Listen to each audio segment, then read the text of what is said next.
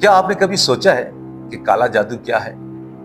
کیا یہ صرف ایک وہم ہے یا اس کے پیچھے کوئی حقیقت بھی چھپی ہے؟ کیا جادو کا واقعہ اثر ہوتا ہے؟ اگر ہوتا ہے تو پھر اسلام میں اس کے بارے میں کیا تعلیمات ہیں؟ آج ہم قرآن و حدیث کی روشنی میں یہ جاننے کی کوشش کریں گے کہ اس کے بارے میں ہمیں کیا رویہ اپنانا چاہیے۔ آج کی یہ ویڈیو آپ کو کالے جادو کی حقیقت، اس کی علامات، اس کے اثرات اور اس کا علاج اور اس کے خلاف اسلامی تعلیمات سے مکمل آگاہی دے گی۔ تو معلومات کے لیے ویڈیو کو آخر تک ضرور دیکھیے گا۔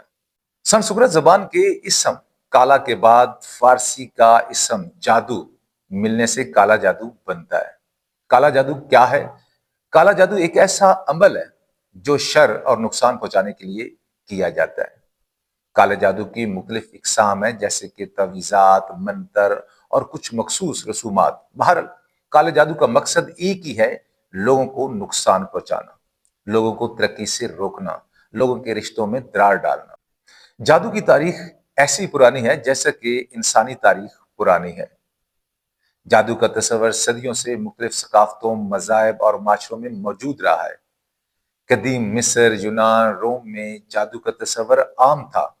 لوگ جادو کو بیماریوں کے لیے، قدرتی آفات کے لیے اور لوگوں کو، دشمنوں کو نقصان پہنچانے کے لیے استعمال کرتے تھے۔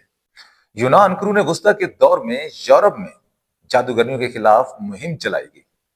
لوگوں کا یہ خیال تھا کہ جادوگرنیاں جو وہ شیطان کے ساتھ معاہدہ کر لیتی ہیں اور لوگوں کو نقصان پہنچاتی ہیں۔ اس دور میں جادوگرنیوں کے خلاف بہت زیادہ مقدمات چلائے گئے، جس میں ہزاروں لوگوں کو جو ہے وہ سزائیں ہوئی۔ کیا اسلام میں جادو کی کوئی حقیقت ہے؟ اسلام میں جادو کا تصور کیا ہے؟ سحر، جادو قرآن مجید کی مختلف آیات میں 60 مرتبہ استعمال ہوا ہے۔ آپ صلی اللہ علیہ وسلم کے فرمان کے مطابق، حدیث کے مطابق، جادو 7 ہلاک کر دینے والی اشیاء میں سے ایک ہے۔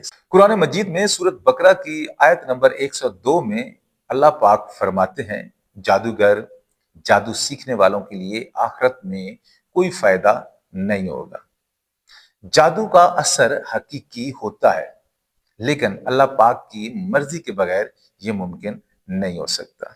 اسی طرح قرآن مجید کی سورۃ فلق میں جادوگرنیوں کی شر سے پناہ مانگنے کی تعلیم دی گئی ہے۔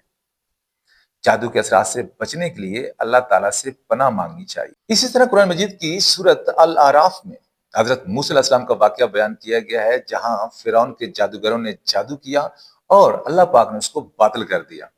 مطلب جادو کا اثر ہوتا ہے، لیکن اللہ پاک کی قدرت کے سامنے بے اثر ہو جاتا ہے۔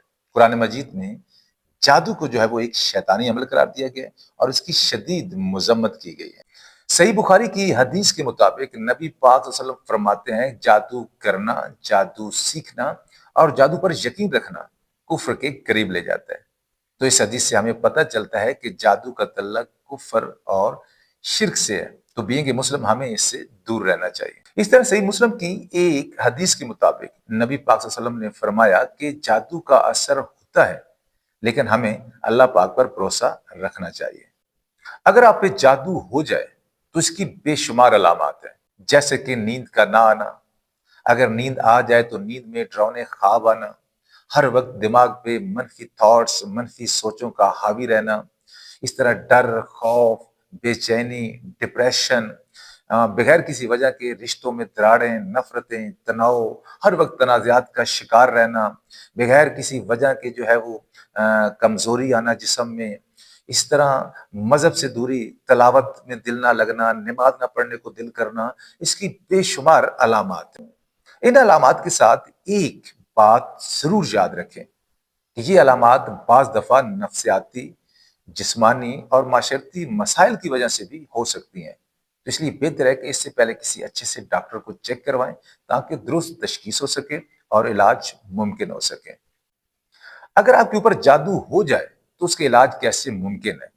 تو اس کے لیے آپ زیادہ سے زیادہ تلاوت کریں، آیت الکرسی پڑھیں، چارے کل جو ہے ان کی تلاوت کریں، اور اس کے علاوہ بے شمار جو ہیں آپ صلی اللہ علیہ وسلم نے دعائیں اور ذکر جو ہے وہ بتایا ہے، اس کو تلاوت کریں اور اپنا معمول بنا لیں۔